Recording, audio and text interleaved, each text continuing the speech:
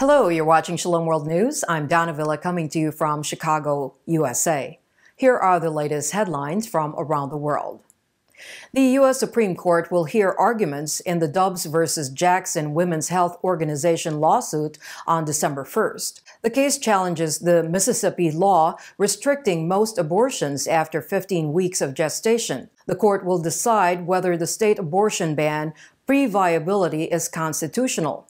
Viability is the court's benchmark marking the point at which an unborn baby can survive outside the womb. Many pro-life advocates consider the Dobbs case as the best chance to overturn the historic Roe v. Wade verdict of 1973 that legalized abortion across the country. Mississippi's Gestational Age Act was signed into law in 2018, but it has not come into effect as it was challenged in court.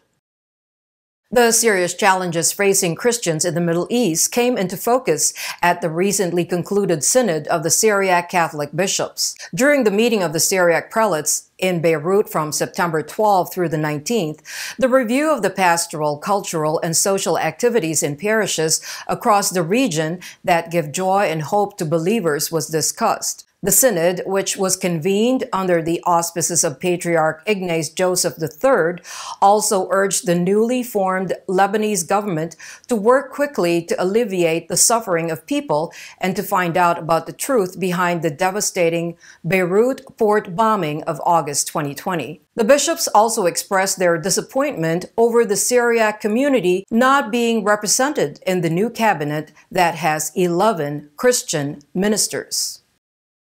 A Christian nonprofit organization has alleged that Turkey is sending Afghan fighters to the disputed territory of Nagorno-Karabakh. The International Rescue Committee made the accusation after citing a statement from the unrecognized Republic of Artsak's foreign ministry, which warned that Turkey is sending fighters to help its ally, Azerbaijan. The ministry said that in the occupied parts of Nagorno-Karabakh, there are a lot of international terrorist organizations controlled by Turkey. Foreign Minister David Babayan told a local news outlet that some of the al-Qaeda militants were deployed in Artsakh Republic after the Taliban takeover of Afghanistan.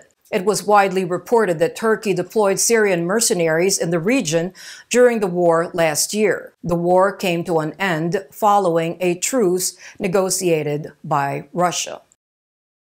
A Catholic religious congregation in Vietnam is experiencing a springtime in vocations.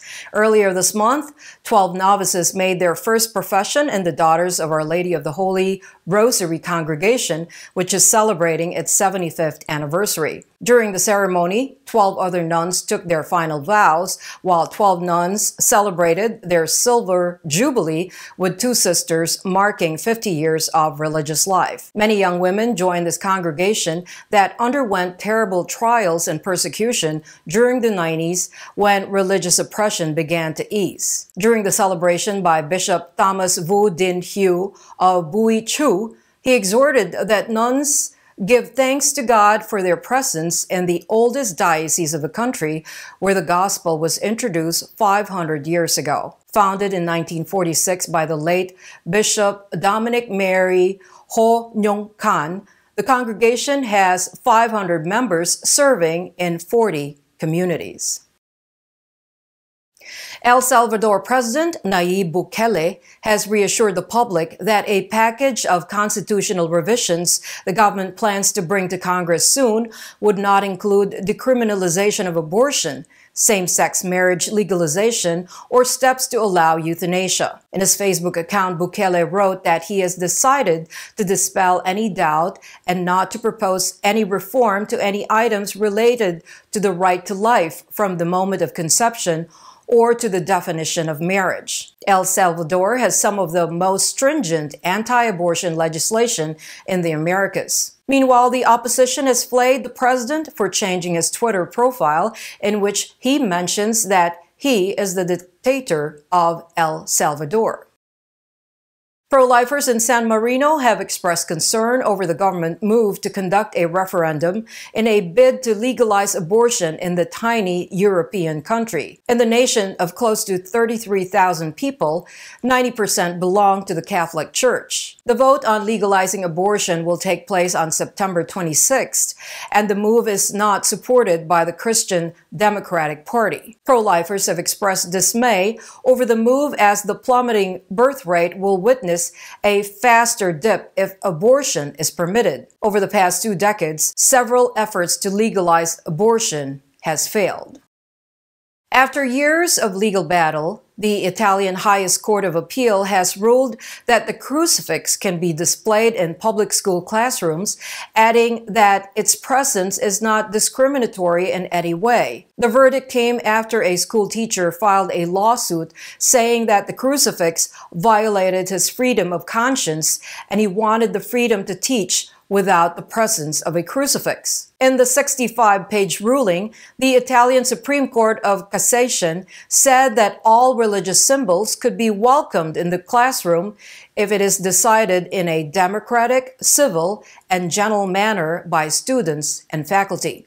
The court also ruled that the crucifix is part of the cultural patrimony of Italy and its history and tradition. The verdict also mentions that the cross and the Passion of Christ represent universal values such as human dignity, peace, and fraternity.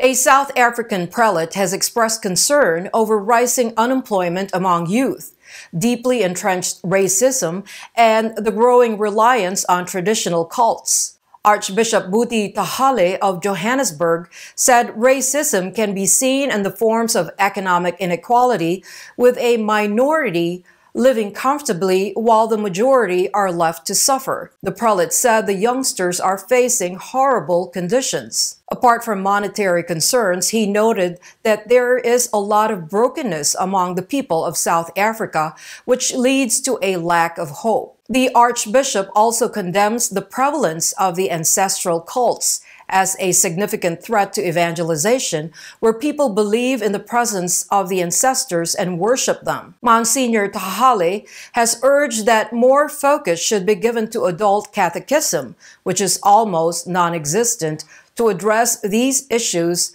of syncretism. And those are your latest headlines. Do join us tomorrow. In the meantime, you can visit swnews.org for more updates. Shalom.